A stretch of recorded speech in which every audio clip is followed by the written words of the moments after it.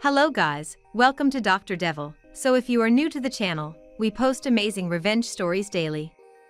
If you don't want to miss such more stories, please do subscribe us. Moving to our today first story posted Lendergal. I was 18 and in my first managerial job, i.e. swing shift manager at a fast food burger joint.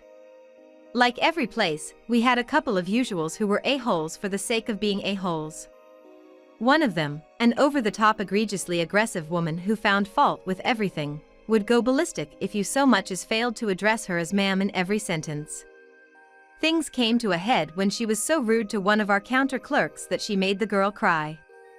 I told the girl to go back to the break room and take a breather, and then calmly informed the woman that she was no longer welcome in our store. That triggered the nuclear option. I waited for the screaming and cursing to stop, waved her to the door, and then watched as she left. I sent corporate her CC number and license plate info, and they sent her a "you're banned from all the stores" letter, filed it with the local PD, and told us to call the cops immediately if she ever showed up in our store again. Which she did. A few weeks later, she showed up ready to launch into another tirade for whatever imagined offense might occur. We politely kicked her out despite her screaming that the do not trespass order was fake, wasn't legal, didn't apply to her, her lawyer said. It happened again a couple of times, but eventually her luck broke, and there happened to be two cops on their dinner break in the restaurant. I was on shift that night. And I can tell you that I have rarely been so satisfied as when I showed the officers the order, identified the woman as the person referred to in it, told them about the frequent return visits, and then watched them arrest her on the spot. Best of all, I never had to testify she went ballistic and scratched a cop's face. No need to book her for trespassing when resisting arrest and cop assault were so convenient. Now, the vast majority of this story is instant karma. After they hauled her away, I noticed that her car was still in our lot. Oh yes. That call to the towing company was the most satisfying 2 minutes of my young life. Sure, I could have just let it sit there until she came back for it. But make my register clerk cry? Yeah, enjoy your trip to the impound lot, ma'am. TLDR, rude customer got banned, refused to stop returning, got arrested for some instant karma. Then I petty revenge her bum by having her car towed. Here are some comments. First comment by CJM8515. Nice. The best part is knowing she not only was arrested, but then had to go get her car back. A criminal record and massive amount of fines, all because she was a jackwagon. Second comment by Rambo Bright. Utterly delicious. Thank you for making that place nicer for the rest of your patrons. Did the clerk get to witness the call? That would be an epic showing of I have your back. Third comment by Oyoval. Nice, doing that last part made it feel like she fell into a pot of piss, which is bad enough, but then you took a dump on her just to make it worse. Fourth comment by Kinte. Bravo, justice already served, but you went for the icing on the cake. Beautifully petty. Fifth comment by El Patron 1972. This is better than most of the stories in the pro section. It's turned into the I ordered the guy 10 pizzas to his house, I got him good sub. Hello viewers, if you like the video please give it a like and comment your views. If you were in the situation, how would you react? And if you want such more videos, please do subscribe to the channel. Now moving ahead to our final story posted by A Quiet Borderline. This week was our middle school reunion.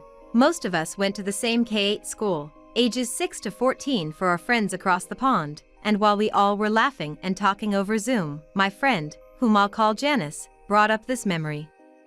At our schools, except kindergarten, 2 grades would be paired together, so first and second grades would be taught together, third and fourth would be taught together, so on and so forth.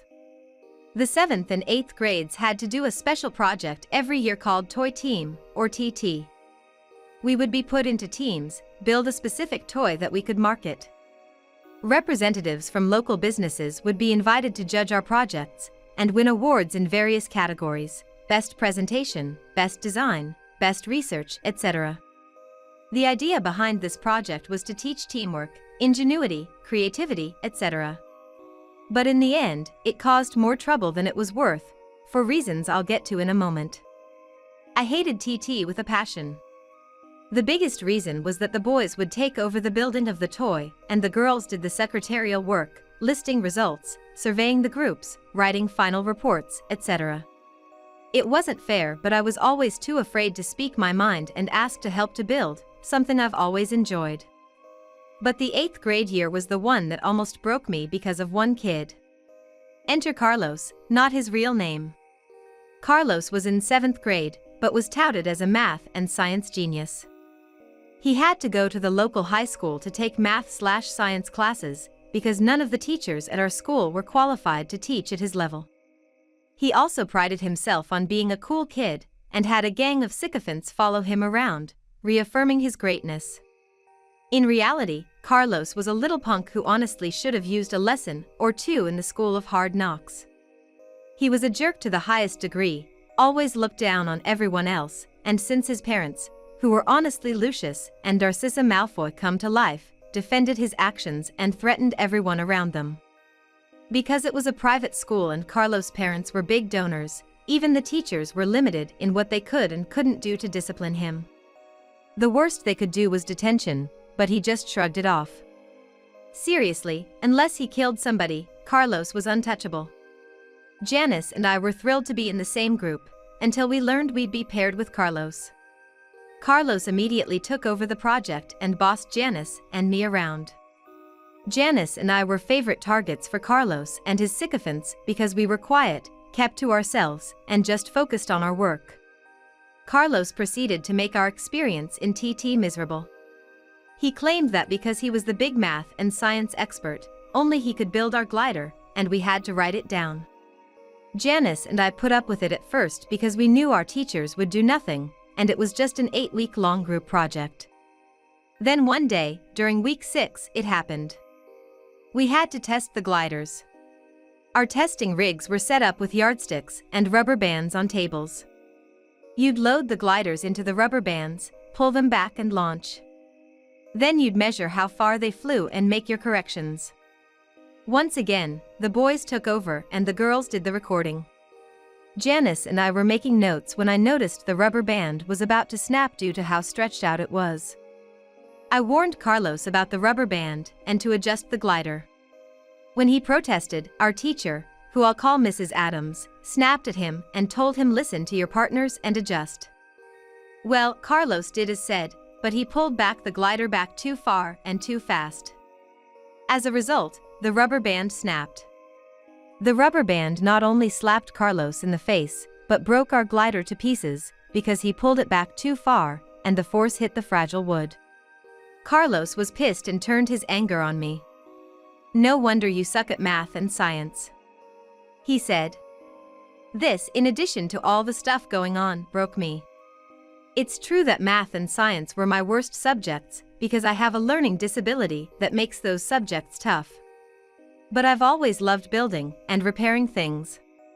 My dad is an engineer, and some of my earliest memories were of him teaching me how to fix my toys and encouraging me to experiment with different building things. In addition, I was a total daddy's girl. I wanted to make him proud, and I knew that me being bad at math and science was something that stressed him out. So, I'm not joking, I ran away, like in those cliché 90s movies. My house was 2 blocks away, and I ran there. Fortunately, my teachers knew that there weren't many places I could have gone, and called my mom, who was a stay-at-home mom, to tell her what happened and to please return me to school. What I didn't know was that Dad was working home that day. When I ran in, crying and upset, he noticed and went after me. He calmed me down and asked what happened. I told him everything. About Carlos taking over. About how Janice and I were doing all the hard work and Carlos being a nasty bully. The rubber band snapping and me getting blamed. Dad was quietly hugging me, kissing my forehead. When Dad is quiet, that usually means he is angry. When I looked up, I saw that his mouth was set in a hard line and his eyes were dark. I was scared he was angry at me. I begged him to not be mad at Janice or me because it wasn't our fault. Dad instead reassured me that he wasn't mad at Janice or me. He was mad at Carlos and had an idea to teach that little punk a lesson. Dad then called the school, reassured Mrs. Adams that I was okay and that I would spend the rest of the day at home. He also sent an email to not only Mrs. Adams, but Janice's parents detailing this plan of his. Janice's parents and Mrs. Adams were game. After we heard it, Janice and I were smiling ear to ear even though we knew we had to put in the work all by ourselves. The next day, Mrs. Adams pulled Carlos, Janice, and me aside and said, thanks to the glider incident, Carlos was now on his own and had to finish the project by himself. Janice and I would be doing our project. Carlos was pretty happy about this because those two slowed me down. However, what Carlos was not thinking about was that since Janice and I were doing all the paperwork, we had all the information. We offered to share our notes with him in an attempt to be fair, but he said it's all in my head and I don't need it to slow me down. In fact, I bet I can do it even better. We all had to sign a contract that information was not exchanged and witnessed by Mrs. Adams. The next 2 weeks were easily the best TT for Janice and me. Since we had all of the notes, we were able to rebuild the glider in less than a week. Our dads even set up a makeshift glider range for us to test, and we spent an entire Saturday flying the gliders, one in red, the other in blue, which were the most popular colors according to our surveys. As a result, we improved our glider and even made a game out of it, racing them. When Janice's dad mentioned the red and blue gliders reminded him of the Gemini dueling coaster at Cedar Point, we decided to name the toys after the coaster and make them a 2-for-1. We built the box for our gliders, got our calculations double-checked by not only Mrs. Adams, but 2 independent adults as well. Both dads, who were co-workers, signed off on the math, even adding their proof of work and signing the back. This is important for later, a presentation board with an overview, and a huge binder showing all of our work. Janice and I worked really hard on this project, and it felt awesome. On our last day, we had a pizza party and sleepover, making bets on what Carlos' reaction was most likely going to be. Presentation day arrived. This was one of the few days we could wear something else other than our school uniform, so we were dressed in nice outfits to make our presentations. Janice and I stood together with our gliders and had big smiles on our faces. We looked at Carlos, who had an actual nice-looking glider, box, presentation board, paperwork, and everything. However, he had an anxious look on his face instead of his usual arrogant and cocky one. Which made me happier. Presentation day worked was like this. The first half of the day would be the representatives walking around and judging who had the best-looking gliders, boxes, presentation boards, binders, etc. Then we'd have lunch and come back. The ones who had been selected for the second round would then make their presentations to not only the representatives, but the entire class. Janice and I answered the questions asked by the representatives, arrived with confident and clear answers. One of the businesses that attended was the engineering firm that our dads worked for. They were impressed with our presentation and selected us for the second round. Carlos was also selected, and he had a worrisome look on his face when the bell rang. After lunch, we returned, and something about the way the binder was sitting made me double-check. Don't you know it, the pages with double-checked calculations and proof of work were gone. Carlos, being the duck he was, didn't keep notes about his experiments, so he decided to steal our work and present it as his own. Janice and I decided to take a professional approach to grind Carlos further into the dirt. I went up to Mrs. Adams and the representatives and asked them if they had gone through our binder when we were gone because the calculations and proof of work pages were missing. Mrs. Adams was immediately suspicious as well, given Carlos' behavior, and immediately walked over, took his binder off the table, flipped through it, and found the corrections page. He had hastily scrawled in his name at the top next to ours, so it looked like he was involved. Mrs. Adams looked at him and said, "Carlos, why did you take the pages?" Carlos said, "They gave their work to me, remember?" Fortunately, Janice and I included our copy of the signed contract from earlier saying Carlos had refused the use of our information in our binder and pulled it out. At this point, Carlos looked like the kid who denied he had been eating cookies even though he had a ring of crumbs around his lips. Well, they stole my double-checked work, see? He shows the proof of work our dads had done. I took it out and put it back. Then Janice looked at one of the men, who I learned later was the supervisor of the team both of our dads were a part of, and said, "Mr. Lionel, could you please check his proof of work?" Our dads signed the back of ours. Mr. Lionel agreed and flipped the page over. Carlos didn't notice that our dads had signed the back of the proof of work and included their names. Mr. Lionel nodded. "I know those signatures anywhere," he said before looking at Carlos with a glare that could wilt a flower. "You told me you wanted to be an engineer someday, right?" Carlos could only nod, his face white. "You are aware that engineers take the theft of others' work seriously?" Again, Carlos nodded. "And that if you were doing this in a professional setting, you'd not only be fired from the company, but blackballed from the industry?" Mr. Lionel said, staring down at this kid. Carlos looked like a melted snowman, and that he wanted to disappear into the ground. I learned later that Mr. Lionel was a nice man, but man, I could immediately see why our dads respected him at that moment. Mr. Lionel turned to Mrs. Adams. "I recommend that he be disqualified from the next round and be made to apologize to these two girls in addition to returning the proofs to them." Carlos did return the paper and apologized for the theft, not looking me in the eye. As a result, not only was Carlos disqualified, but because he cheated, he flunked the project as a whole. Since TT was at least 30% of our science grade, he ended up getting his first D on his report card, which his parents had a freaking field day with until Mr. Lionel sent them a letter telling them what their son had done, and that if he didn't shape up, he risked real trouble in his professional life. Janice and I ultimately won Best Design, but the best award was seeing Carlos' ego gets knocked down several pegs. He was still a jerk, but was scared of us.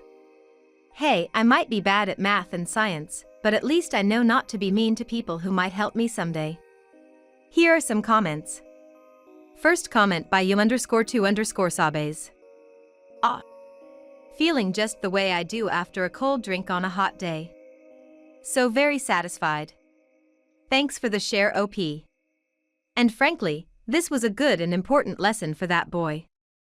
If anything, you did him a solid. Second comment by Ham Jim. This is a great story. I am also an engineer, by the way. The consequences for Carlos' behavior were entirely appropriate, if perhaps not severe enough. Third comment by Nerdmamatru. Super satisfying and glad to hear he learned his lesson. Here is the end of today's video. Thank you guys for watching this video. I hope you enjoyed the video. If you liked it, please don't forget to hit the like button and comment below. If you don't want to miss such more videos, please do subscribe to the channel.